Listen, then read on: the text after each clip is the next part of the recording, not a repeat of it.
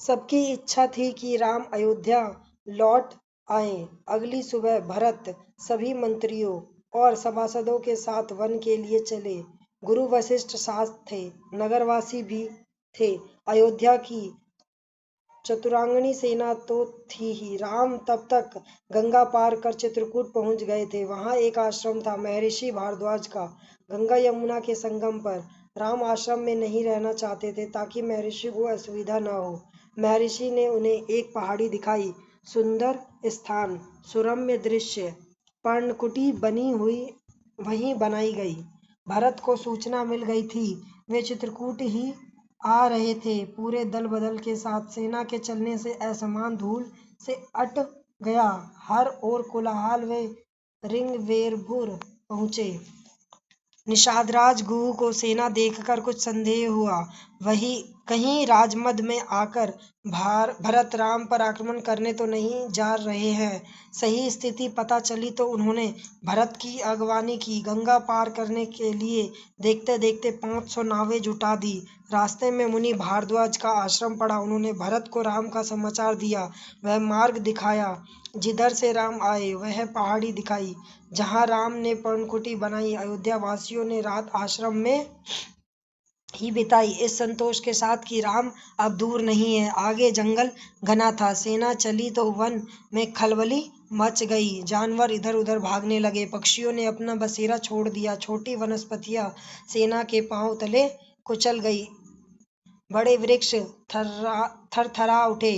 राम और सीता पर्णकुटी में थे, लक्ष्मण पहरा दे रहे थे। कोलाहल उन्होंने भी सुना। वे एक ऊंचे पेड़ पर चढ़ गए देखने के लिए कि मामला क्या है। लक्ष्मण ने देखा कि विराट सेना चली आ रही है। सेना का ध्वज जाना पहचाना था, अयोध्या की सेना थी। वे उत्तर की ओर से आगे बढ़ रहे थे। लक्ष्मण ने पेड़ से ही चीखकर कहा, भैया, भरत सेना के साथ इधर आ रहे हैं। लगता है वे हमें मार डालना चाहते हैं ताकि एक छत्र राज्य कर सके। राम कुटी से बाहर आए। उन्होंने लक्ष्मण को समझाया, भरत हम पर हमला नहीं करेगा, कभी नहीं। वह हम लोगों से भेंट करने आ रहा होगा। राम ने कहा, भेंट के लिए सेना के साथ आने का क्या औचित्य? दो भाइयों के मिलन में सेना का क्या काम? लक्ष्मण आश्वस्त नहीं थे, वे सेना पर आक्रमण करना चाहते थे। राम ने उन्हें रोक दिया। वीर पुरुष धैर्य का साथ कभी नहीं छोड़ते। कुछ समय प्रतीक्षा करो, इस प्रकार का उतावलापन उचित नहीं है। भरत ने सेना पहाड़ी के नीचे रोक दी। नगरवासियों से भी वहीं ठहरने को कहा। कोलाहल थम गया। उसकी जगह पुनः वन की नैसर्गिक शांति ने ले ली। भरत ने पहाड़ी को प्रणाम किया। शत्रुघ्न को साथ लेकर नंगे पांव ऊपर चढ़े।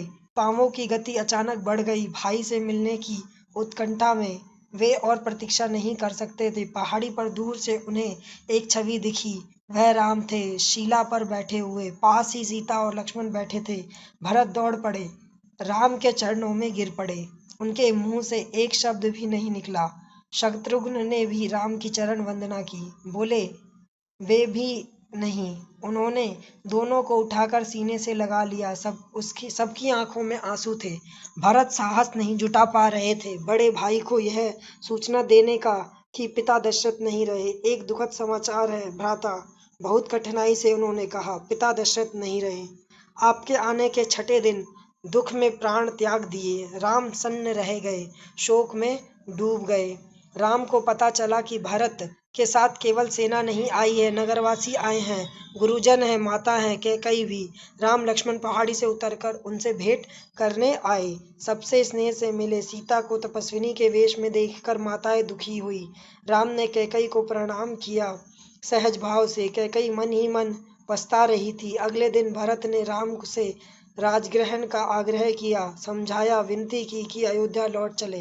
राम इसके लिए तैयार नहीं हुए। पिता की आज्ञा का पालन अनिवार्य है। पिता की मृत्यु के बाद मैं उनका वचन नहीं तोड़ सकता।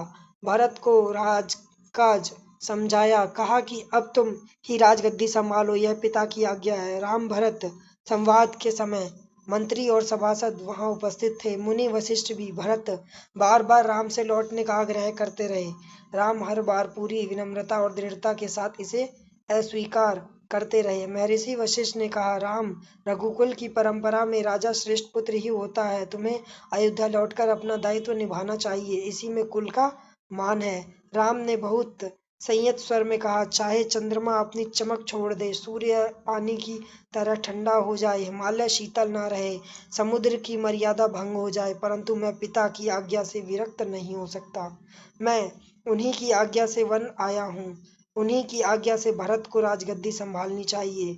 राम किसी तरह लौटने को तैयार नहीं हुए। भरत के चेहरे पर निराशा के भाव थे, वे विफल हो गए थे।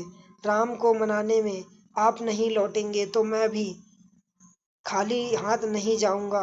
आप मुझे अपनी खड़ाऊ दे दे, मैं 14 वर्ष उसी की आज्ञा से राम काज चलाऊंगा। भरत का यह आग्रह राम ने स्वीकार कर लिया, अपनी खड़ाऊ दे दी। भरत ने खड़ाऊ को माथे से लगाया और कहा, 14 वर्ष तक अयोध्या पर इन चरण पादुकाओं का शासन रहेगा।